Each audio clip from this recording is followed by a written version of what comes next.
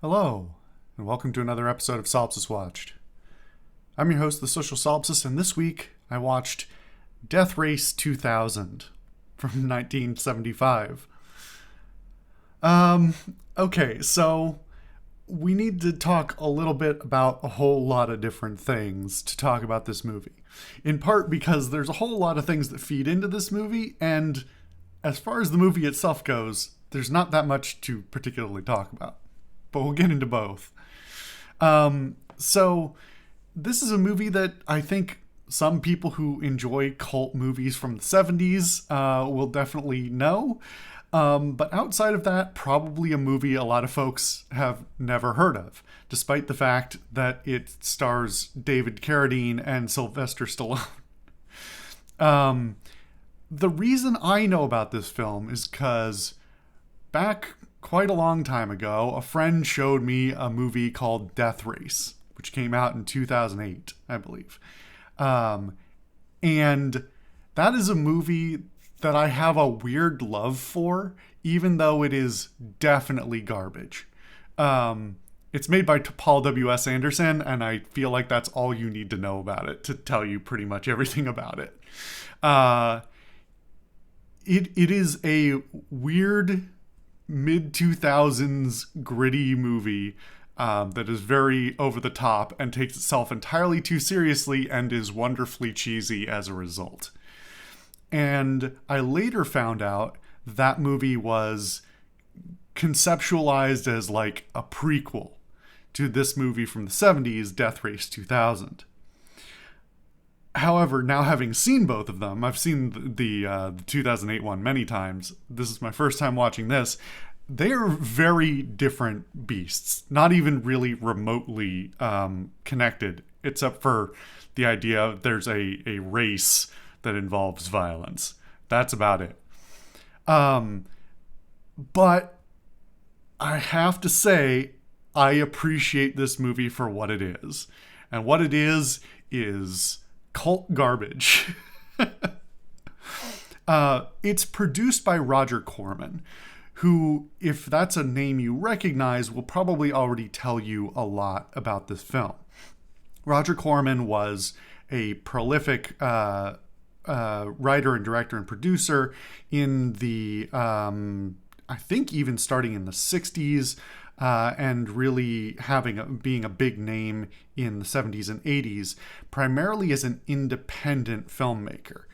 This was an era when it was starting to be a little bit more possible to make smaller independent films. It's not the era that we have now of like pretty much anyone can buy cameras that are almost good enough to replicate what's on typical cinema screens, but it was certainly becoming more possible during that period.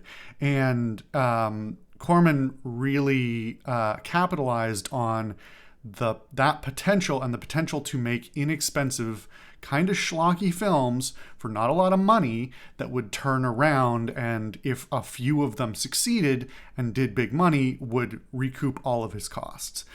As I've talked about before, this is really a method that has been had a revival, especially in the last 10 years, and especially in the horror movie space. But it really, in no small part, started with Roger Corman, and then following through the same sort of period, the 70s and early 80s, I guess. A lot less in this sort of particular space, but very commonly in horror movies and slasher movies and things like that. Things that basically operated on this is for cheesy spectacle, and we're gonna include violence and nudity, and that will get the tickets sold and make us back our money. And to that extent, this is, I don't want to say prototypical, because being 75, it's not like the beginning of the era or anything, but is definitely in line with a lot of those things. This is also sort of capitalizing on the rise of science fiction movies in popularity and dystopian fiction, which especially through in the US through the 70s and the economic and political climate of the 70s, gave rise to a lot more science fiction.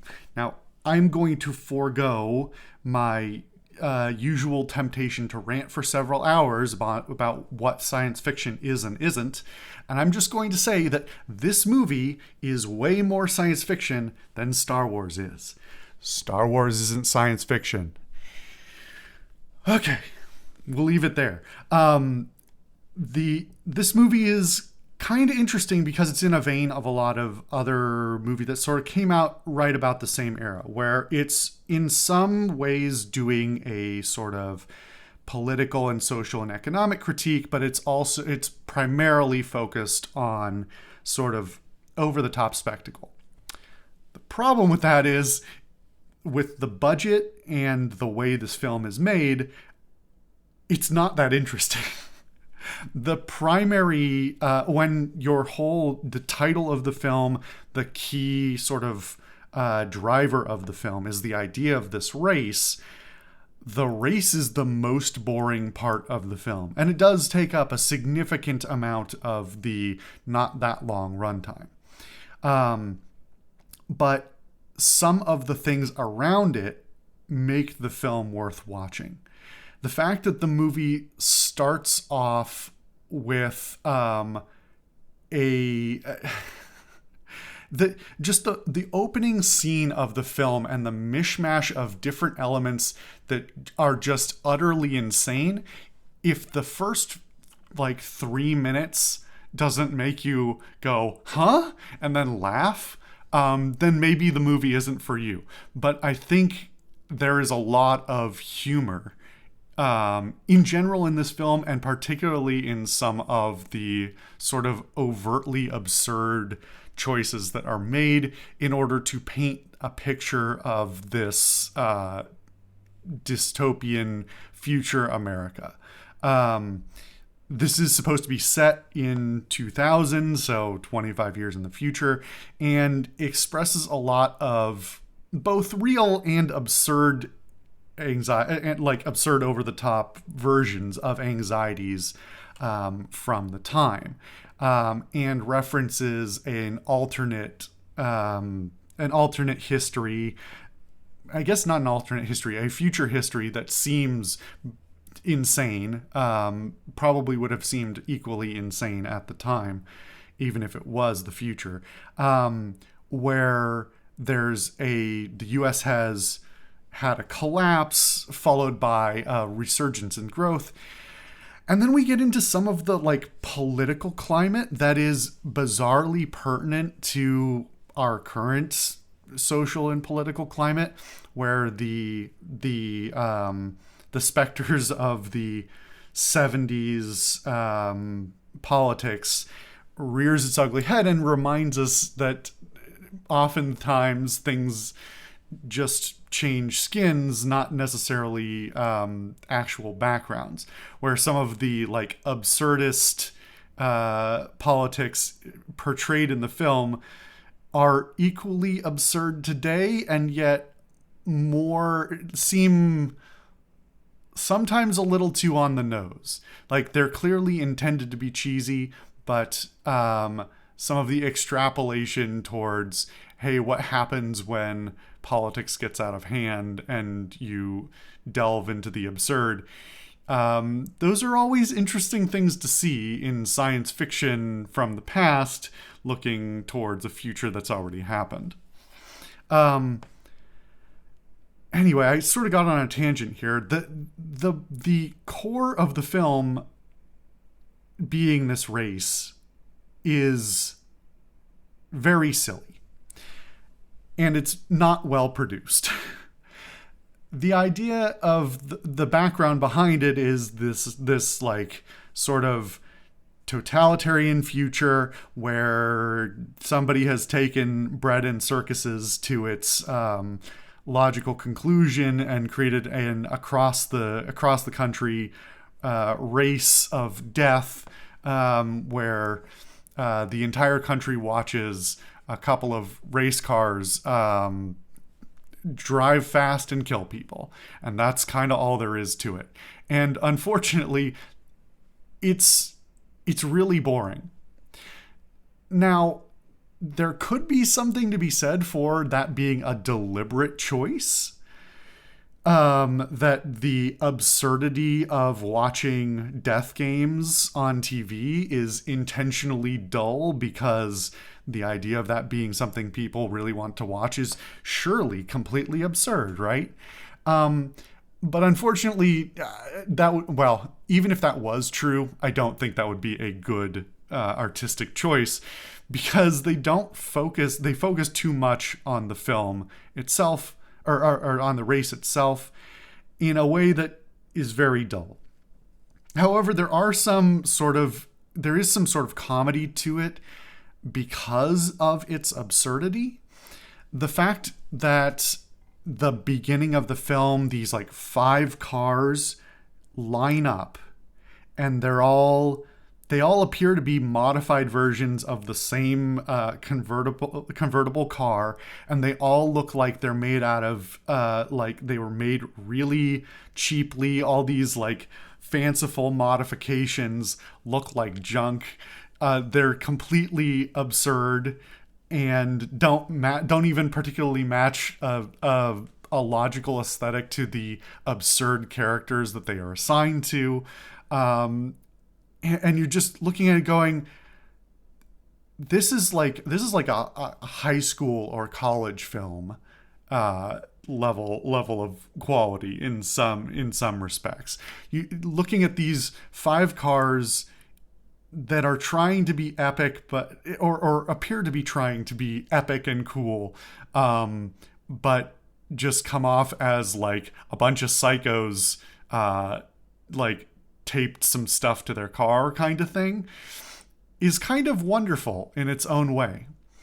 The race itself is so poorly produced that in its own way, again, it's kind of a so bad it's good situation.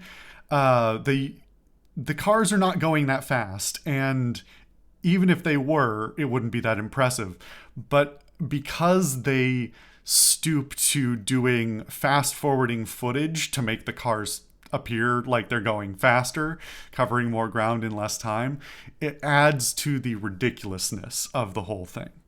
In addition, the events that happen during the race, the various kills that happen, bloody things, explosions, are all done incredibly cheaply and schlockily. They are not compelling in any way. They are there for very cheesy entertainment and random plot beats that need to happen to push the other plots forward, because the subplots are where more of the actual production is done. Likewise with the script, the script and the characters are completely absurd to go along with everything else that's going on. You've got, like, thematically, you've got the five racers who you're introduced to at the beginning are Julius Caesar, a cowgirl, a neo-Nazi woman, a like 1920s 30s mobster, and a zombie man. It's completely beyond any kind of sense, and it's not trying to take itself seriously, but it also is. I don't know how to explain the balance that it strikes, because it's kind of impressive. It knows that it's bad. It knows that it's cheesy. It knows that it's extremely over the top, but yet has kind of an earnestness to it that makes the whole thing work. And to get into the script itself, the script wavers from thinking it's way smarter than it is to accidentally stumbling into being kind of insightful and clever in ways that I don't think it means to. And at the same time, there are moments of really, really good comedy, and I would say that's where the script is at its best, is momentary jokes, brief asides and things like that are just quips that are really well written and come at a proper pace that they you're never allowed to be too bored, because there's always going to be something going on just down the line that gives you a little laugh and makes you want to keep going. And that's really like the best you can ask of a movie of this quality and this era and these production values and all these things. It's really bizarrely charming. It's not good though. It definitely isn't good. But if you were, I watched this by myself, but if you were looking for like a cheesy 70s movie to throw on the TV when like a party's going, or you and some friends are just like sitting around having drinks and snacks and whatever and just want something to put on the background, I think this is perfect for that. Watching something that just doesn't require any mental focus. You can tune in and out at any time, and get about the same from it. I think this is kind of great in that respect. I'm not going to say I love this movie, but it's interesting and fun, and it does some goofy things, and I think it's memorable. I think it has a few scenes that will probably stick with me for some time, or at least, drift in and out of thoughts every once in a while. Anyway, this is a fun one, and it's what I was looking for today. Just wanted to watch something that didn't require a lot of brain power and was a little bit goofy, and this was perfect. So thank you for watching another episode of Solipsist Watched. I've been your host, the Social Solipsist, and I'll see you guys next time.